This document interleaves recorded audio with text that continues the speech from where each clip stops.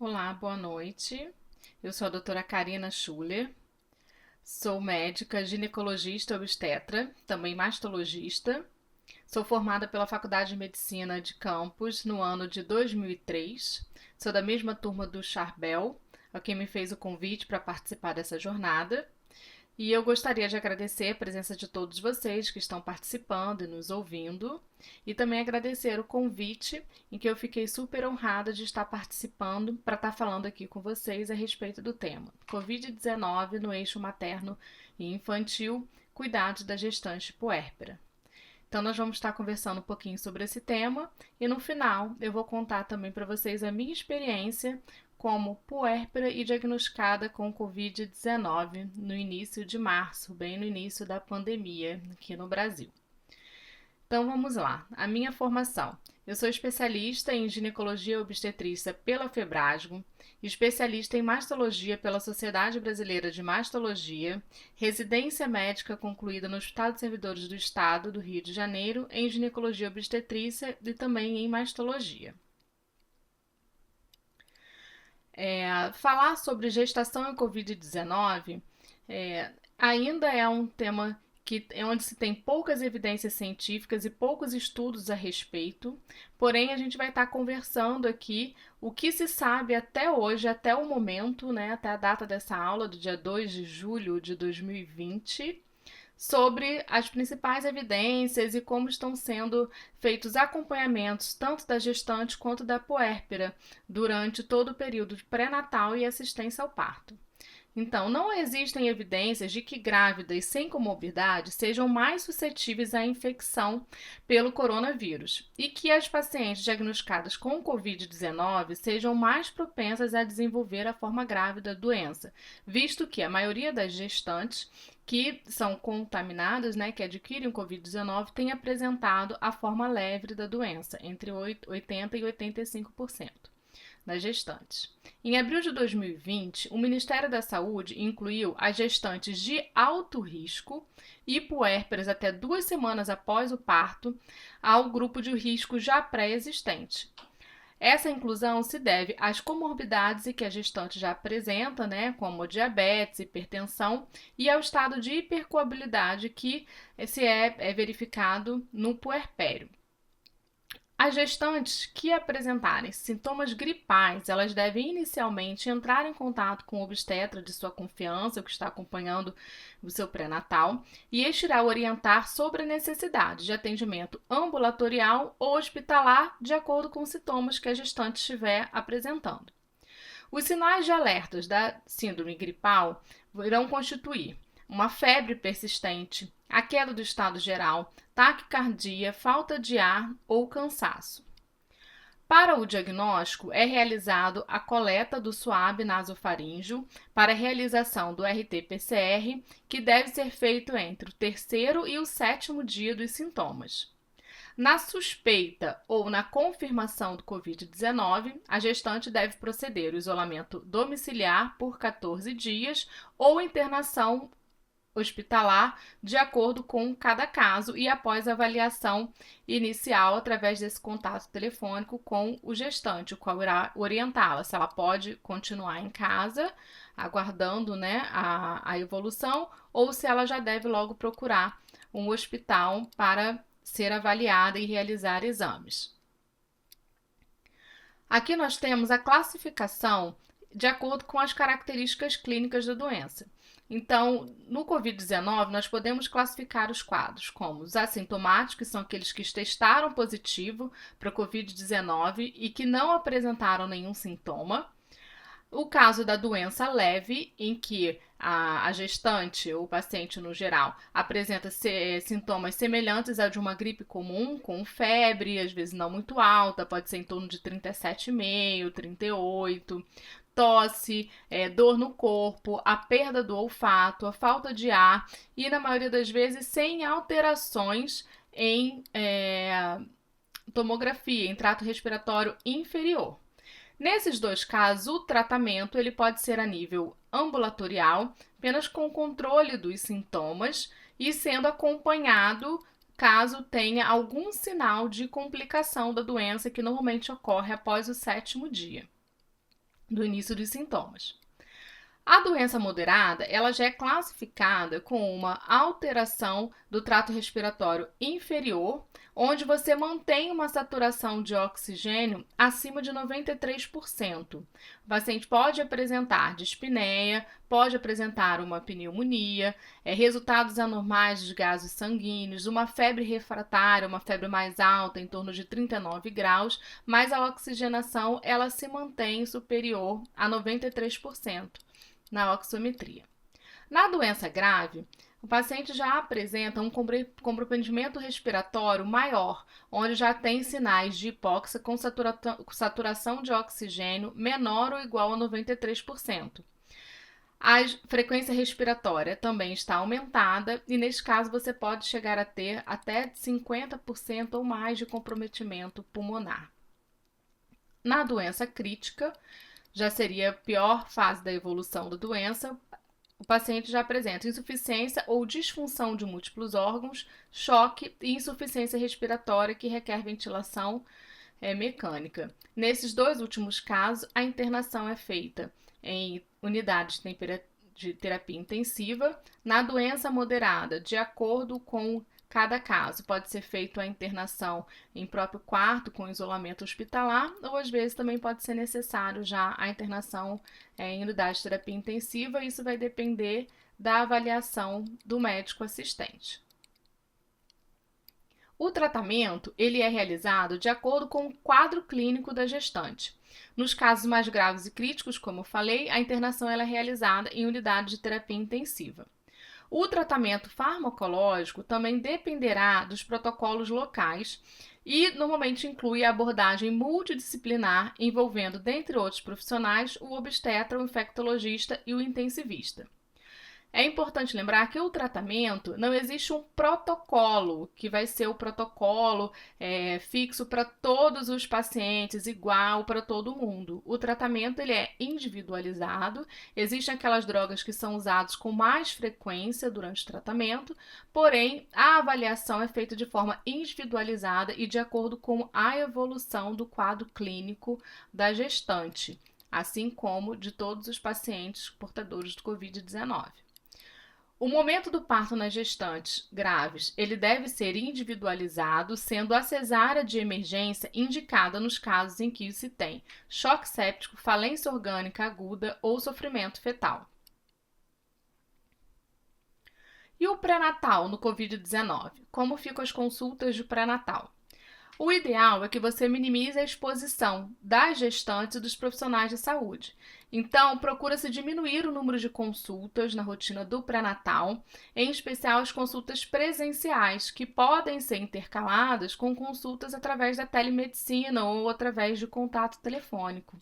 Aquelas consultas que são feitas de forma presenciais, deve-se solicitar que a gestante vá sem acompanhante ou restringir esse número de acompanhantes a um único acompanhante, verificar se essa gestante no dia da consulta esteja apresentando sintomas gripais ou tenha tido contato com algum paciente que tenha testado positivo para a Covid-19 e preparar o consultório para receber essas gestantes de forma que tenha na recepção a presença do álcool gel, uma pia para que possa lavar as mãos, fazer essa higienização, pedir que vá de máscara até o consultório e o obstetra também estará tomando as devidas providências com o uso do jaleco, o uso de máscara. Não é necessário todos os equipamentos de EPI completo, mas em especial se a paciente não tiver com nenhum sintoma. Porém, as medidas de precaução básicas, como o uso da máscara, o uso disponibilidade do álcool gel, se faz necessário. Se a paciente apresenta sintomas, você vai verificar se realmente essa consulta do pré-natal que ela tem é necessária. Se a consulta não for tão importante naquele momento, você pode dar as orientações através do telefone ou da telemedicina e adiar essa consulta para pelo menos 14 dias depois ou 14 dias após o início dos sintomas. Nesse período, vai orientar a gestante sobre as possíveis complicações ou alterações que ela pode apresentar e sinais de gravidade que ela deve ficar ficar atenta. E caso a gestante ela não tenha nenhum sintoma, esteja totalmente assintomática, não teve contato com nenhum paciente que tenha sido diagnosticado com Covid-19, ela pode ir à consulta e realizar a avaliação, sua avaliação normalmente de pré-natal. O parto no Covid-19. A infecção pelo SARS-CoV-2 por si só não é indicação para o parto. Então, se a gestante for infectada, ela não precisa interromper a gestação pelo fato de estar apresentando o Covid-19. A via de parto e o momento do nascimento vão depender da condição da gestante, da idade gestacional ou condição fetal. É obrigatório o uso de máscara para a gestante e o EPI para a equipe obstétrica e também a equipe de anestesia. É importante saber que durante o trabalho de parto, a gestante ela deve se manter com o uso de máscara, sendo que no trabalho de parto ativo mesmo, próximo ao período expulsivo, pode ser dificultado o uso da máscara e no caso ela pode fazer a retirada para não complicar a questão da oxigenação dela, da respiração, mas a equipe se mantém protegida com todo o EPI necessário, assim como o acompanhante também vai estar usando o EPI. Tá? Nas induções de parto, naquelas com colo favorável, que se faz necessária a indução do parto, está liberado o uso do misoprostol, da ocitocina e a analgesia de parto. Os partos na água devem ser evitados, até para se evitar a contaminação dos profissionais de saúde. Como o SARS-CoV-2 ele é eliminado nas fezes, toda atenção e cuidado deve ser dado para o bebê e o profissional de saúde se no parto vaginal a gestante eliminar fezes. Em casos de gravidade, a cesárea de emergência, dependendo da idade gestacional e da viabilidade fetal, ela pode ser necessária. Naquelas mulheres que vão ser submetidas ao parto eletivo, se estão assintomáticas ou levemente sintomáticas e testaram positivo para Covid-19, se esse diagnóstico foi próximo das 37 e 38 semanas de gestação e sem outras indicações para o parto, pode-se tomar uma conduta expectante e aguardar 14 dias após o início dos sintomas ou do resultado do PCR para se proceder à cesárea eletiva. Com 39 semanas ou mais, o parto ele deve ser considerado para se diminuir o risco da piora materna. Como não se sabe como essa doença vai evoluir, se logo assim a mãe estiver bem, com o diagnóstico próximo das 39 semanas, você já pode proceder à interrupção da gestação. Então, aqui é um algoritmo para assistência ao parto, elaborado aqui pela SGORD, que é a Associação de Ginecologia e Obstetrícia do Rio de Janeiro, em que ela coloca a chegada da gestante na maternidade, onde você vai verificar se essa gestante teve sintomas ou exposição a algum paciente com diagnóstico Covid-19. Caso ela tenha tido, ela vai ser identificada como uma paciente de risco, de suspeita para Covid-19, irá se priorizar o atendimento para minimizar o risco dela ali na sala de espera, se possível, fazer o teste, fazer a testagem dessa paciente, notificar toda a equipe, e a via de parto ela vai ser de acordo com a indicação obstétrica. A via de parto, sendo a cesariana, vai encaminhar ela para o centro cirúrgico, se possível utilizar uma sala que tenha pressão negativa, a anestesia é realizada conforme os cuidados da rotina, uso completo do EPI para toda a equipe, a ligadura do cordão feita no momento oportuno e evitar o contato pele a pele do RN com o bebê. Se a via de parto for a via vaginal, a paciente ela irá estará em trabalho de parto, irá evoluir seu trabalho de parto normalmente. A entrada do acompanhante é possível desde que o acompanhante esteja assintomático. Se possível também realizar o parto numa sala de isolamento de pressão negativa. A analgesia ela é feita conforme os cuidados de rotina. Realizar a monitorização materna em relação aos sinais vitais, a saturação de oxigênio, o monitoramento também do feto deve ser contínuo durante o trabalho de parto. considerar estender o EPI para a proteção de aerosol quando o puxo materno começar. Na verdade, a gente deve manter durante todo o período, mas na hora do momento do puxo materno é uma área que pode aumentar essa liberação de aerosol e contaminar mais ainda a equipe. Então, se não tiver com a face shield, o ideal é colocar a máscara de proteção. A cesariana será indicada de acordo, né, com a indicação obstétrica ou o agravamento do quadro respiratório da gestante ou alguma complicação proveniente do parto. A ligadura oportuna do cordão e deve também se evitar o contato pele a pele da gestante com o recém-nascido.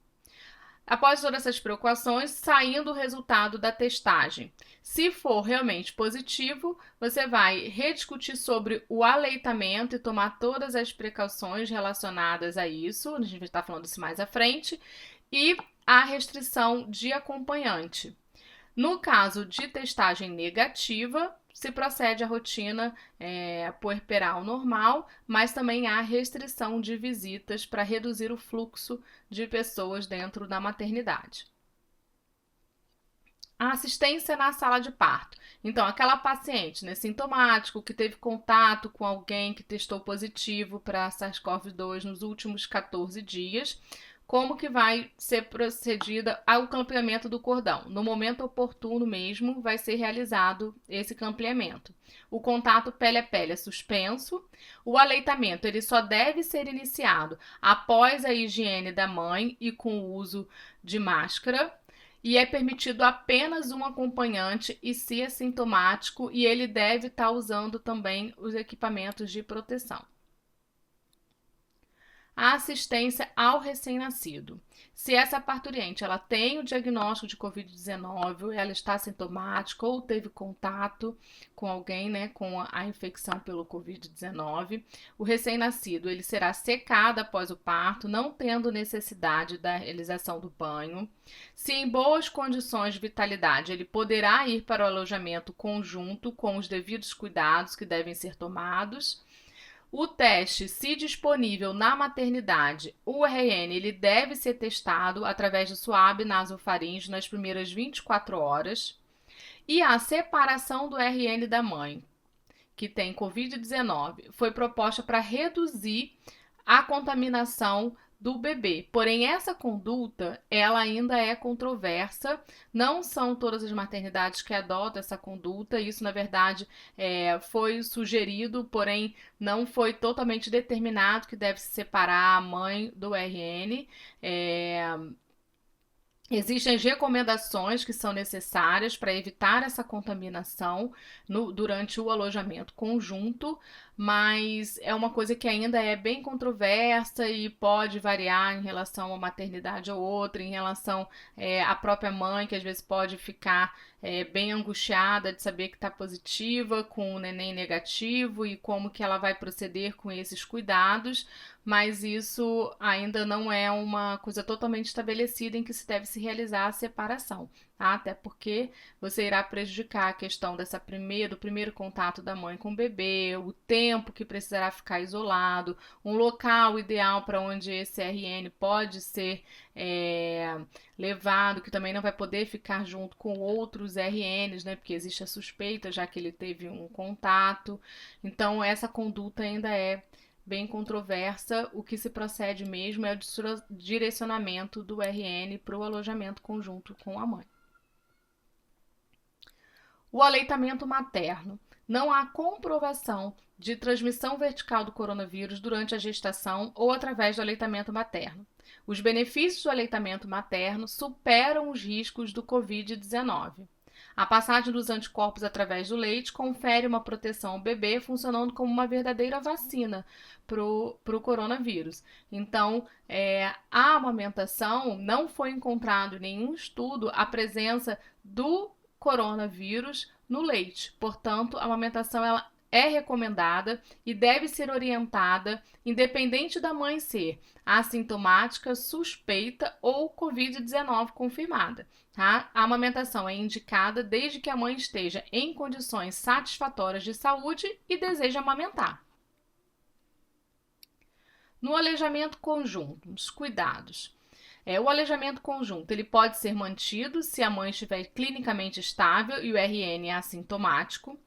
Deve-se proceder à higiene da parturiente, um banho no leito, a troca da máscara, da touca, da camisola, dos lençóis.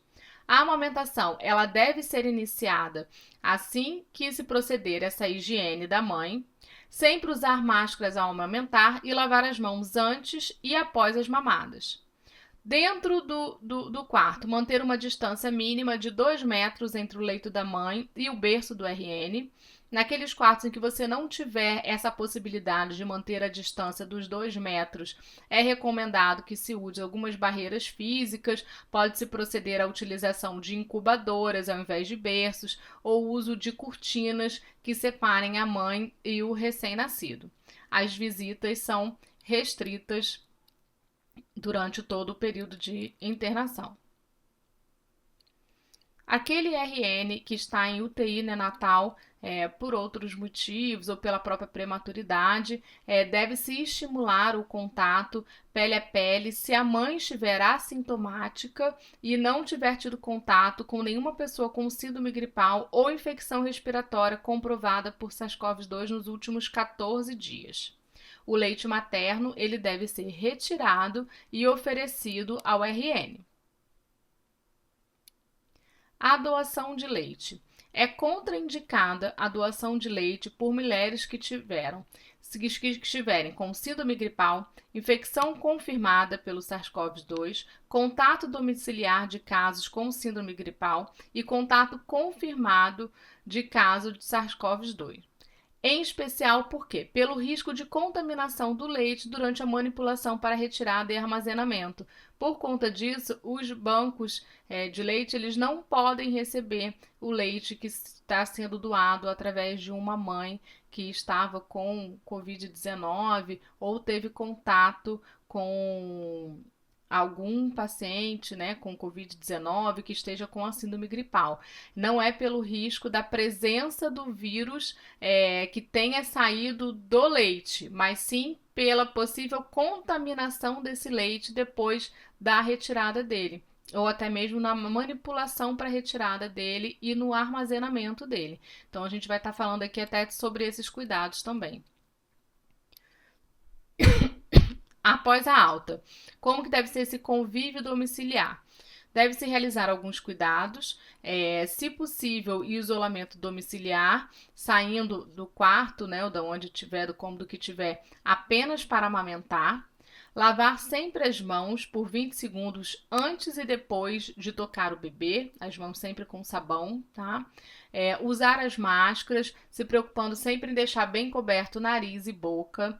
Evitar falar ou tossir durante a amamentação.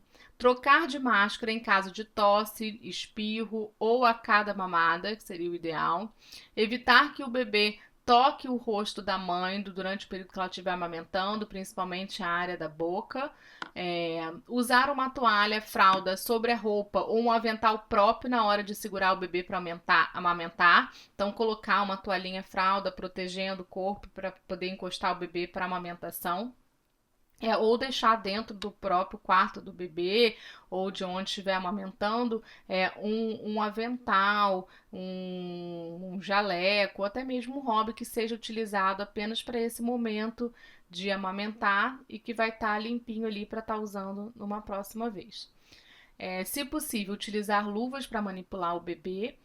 Separar os utensílios de uso pessoal, ou seja, toalha, objetos para alimentação, prato, garfo, copo, faca, tudo que for de uso pessoal, separar durante aquele período, dos gestantes, dos contatos que moram na mesma casa, manter a casa sempre ventilada e após a mamada, os cuidados com o bebê, ou seja, o banho, o sono, colocar para dormir, a troca de fraldas, deve ser realizada por outra pessoa que não tenha suspeita ou que não seja confirmada de Covid-19, tá? A retirada de leite. Quando a mãe tem esse receio de amamentar, por todos esses cuidados que são necessários e muito medo de passar o vírus para o bebê, o que pode ser feito para poder ele não deixar de receber o leite materno. A retirada do leite através de bombinha e esse leite ser oferecido ao bebê. Então, alguns cuidados são necessários para a retirada do leite para evitar a contaminação do leite após a saída dele. Então, quais seriam esses cuidados? Higienizar sempre as mãos antes de proceder, né, manipular a bomba e fazer a higienização das mamas. Limpar sempre as mamas também antes de iniciar a retirada do leite ou tomar um banho para poder fazer essa retirada. Seguir as recomendações para a limpeza das bombas de extração de leite após cada uso. Então, você deve sempre lavar e esterilizar essas bombinhas, tanto antes como após o uso delas. Lavar e esterilizar os portes de armazenamento do leite. Tomar cuidado no momento que você estiver transferindo o leite da bombinha para os potinhos também, para não ter contaminação, não ter nenhum vazamento. Fechar bem esses potinhos, eles devem ser armazenados no refrigerador ou freezer, e solicitar a ajuda de alguém que esteja saudável, que não tenha o diagnóstico do Covid-19, nem esteja com a suspeita, para oferecer esse leite ao RN através de copinho ou colher de bebê. Alguns pediatras também recomendam e liberam o uso de mamadeiras com bico pétala, que são as mamadeiras que são bem semelhantes o biquinho ao peito e normalmente ao bico do peito. O bebê depois não estranha e pode voltar depois a sugar direitinho o peito da mãe. E essa retirada do leite, né? Que também a gente tem uma ilustraçãozinha mostrando. A mãe ela deve estar sentada de forma relaxada e confortável, tentar ficar calma para que consiga estimular através da bomba essa saída do leite, que às vezes o estresse ou o medo de usar a bomba pode bloquear e dificultar essa descida do leite e a saída dele pela bombinha. Aqui é uma foto também de um modelo de bomba aqui manual que pode estar utilizando para estar fazendo. Lembrar sempre de limpar e higienizar, como foi falado anteriormente. A ilustração de alguns potinhos de leite. Você tem os potinhos de vidro, existem também os de plástico, mas podendo priorizar por de vidro é melhor, em que você vai estar fazendo a lavagem também deles e a esterilização de forma adequada e oferecer, né, se o pai não tiver diagnóstico, tiver totalmente assintomático e sem suspeita de ter adquirido o vírus, já testado negativo, né, pro Covid, ele poderia estar oferecendo através do copinho aí para o recém-nascido. Aqui é uma foto bem real, é uma foto aqui da minha filha e do meu marido com os cuidados do bebê no momento em que eu tive o Covid-19. E agora eu vou contar um pouquinho para vocês como foi essa minha experiência. Logo no início de março eu tive meu bebê e 14 dias após eu iniciei com um quadro de gripe, parecia um resfriado comum, apenas a garganta incomodando pouco, uma febre de 37,5. Nessa mesma época, o meu marido também estava com um quadro de resfriado e apresentando uma tosse, mas não era uma tosse persistente. Nós fomos avaliados pelo médico, que falou que era provavelmente um resfriado comum, que não tinha nada demais e que estaria tudo bem. Com o passar dos dias, eu fui observando que o meu quadro ele não estava melhorando. Eu comecei a sentir uma congestão nasal, uma pressão muito grande na face. Então, eu entrei em contato com o médico e foi suspeitado que eu estivesse iniciando um quadro de sinusite. Foi prescrito um antibiótico, eu comecei a fazer uso do antibiótico e após 2 dias de uso do antibiótico me chamou a atenção que eu fiz um pico de febre de 39 graus e comecei a me sentir muito fraca. Eu tentava levantar para poder realizar os cuidados com o neném e eu sentia a sensação de desmaio, não conseguia ficar em pé muito tempo, começava a suar frio, precisava sentar para melhorar. E aí então entrei em contato com uma infectologista, expliquei os sintomas que eu estava sentindo, como eu já estava em casa desde o momento do nascimento dele, não tinha tido contato com muitas pessoas, quase não recebi visita, eu acabei, ficou naquela de que a chance do Covid seria muito pequena. Porém, ela achou que se eu não melhorasse, era para eu entrar em contato novamente, que estava para chegar os exames de testagem aqui em Macaé naquela semana, e aí eu iria fazer o teste que ainda não tinha disponível aqui para fazer. Então, assim, eu segui, né? Passou mais um dia, eu continuei sentindo esse mal-estar, essa fraqueza, sensação de desmaio. Eu já não conseguia mais dar banho nele, não estava conseguindo ficar em pé muito tempo com ele no colo. E então eu entrei em contato com o Charbel, que foi até minha casa, veio até minha casa para me examinar. E aí ele constatou que eu realmente estava com um quadro de pneumonia e me orientou a procurar o hospital. Então, nesse momento, foi feito o contato com a infectologista também, que me atendeu e me direcionou para fazer o exame que tinha chegado naquele dia no hospital da Unimed. Eu fui internada, foi feita a coleta do suave, a realização de uma tomografia. A tomografia mostrou uma área de pneumonia, cometendo aproximadamente 25% da minha área pulmonar. Eu não tinha sintomas de falta de ar, não tinha tosse. O meu único sintoma assim, a mais mesmo era essa febre persistente e essa fraqueza com a sensação do desmaio. Então eu fui internada para monitorização, né, para verificar minha frequência cardíaca, para controle da minha saturação de oxigênio, para realização de hidratação venosa. Foram iniciadas algumas medicações nesse momento. Eu cheguei a fazer uso do Tamiflu, porque havia uma suspeita também que de repente poderia ser um H1N1, e o uso da azitromicina.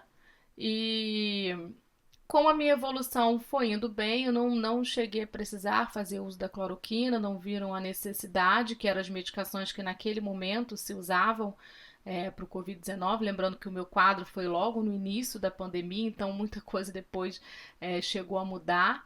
E eu fiquei internada por 3 dias, graças a Deus, durante esse período não evoluí com o agravamento do meu quadro, eu fui melhorando. Quando eu internei, com. Eu já estava no 9º dia de doença, do 9º para o 10º dia de doença, então eu fiquei internada até o 12º dia de doença, que foi quando saiu realmente o diagnóstico, nesse último dia da minha alta, de que eu estava com coronavírus. Logo depois eu vim para casa e quando eu cheguei em casa eu fiquei com muito medo de pegar o neném para poder amamentar. Eu queria muito amamentar. Durante o período que eu fiquei internada, eu queria ter tirado leite para enviar, mas no hospital não tinha o banco de leite, não conseguiram me dar essa assessoria para eu poder fazer a retirada desse leite, então lá eu retirava e jogava fora, o que me deixou bem para baixo, porque eu queria muito amamentar.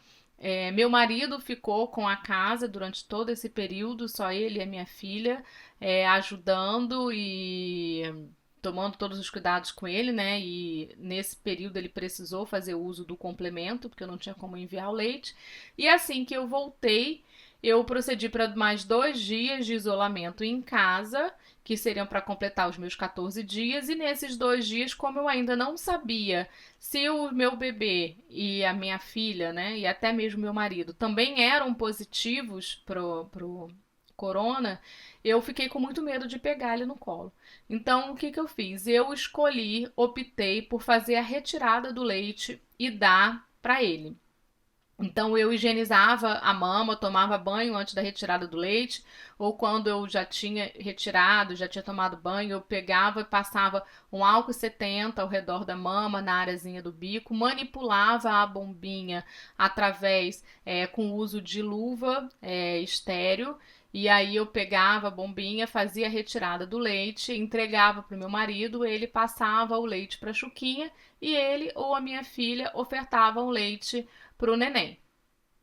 E assim a gente fez durante 2 dias, até quando eu realizei também o teste neles, o exame de sangue para dosagem dos anticorpos, e foi identificado a presença dos anticorpos do IgG positivo em todos eles, ou seja, todos tinham tido contato com o coronavírus e já estavam com os anticorpos formados contra o vírus, assim como eu. Então, neste momento, eu pude sair do isolamento domiciliar e passar a continuar o convívio com eles.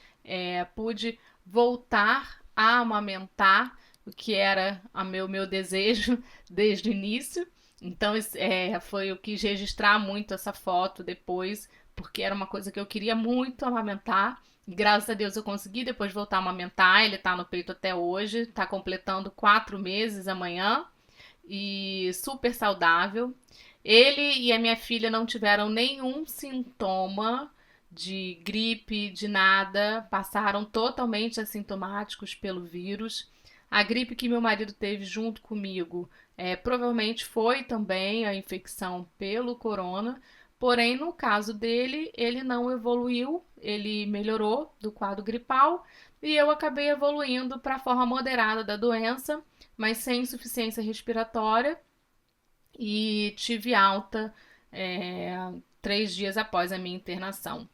Nesse mesmo período, meu pai e minha mãe também foram diagnosticados com Covid-19 e, graças a Deus, também ficaram curados. A minha mãe evoluiu na forma grave, na forma quase que crítica da doença, chegou a ficar muito mal, mas graças a Deus tudo se resolveu também, ela ficou curada.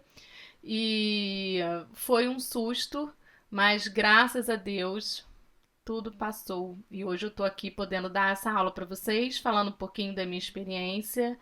E gostaria de agradecer a todos vocês que assistiram até agora.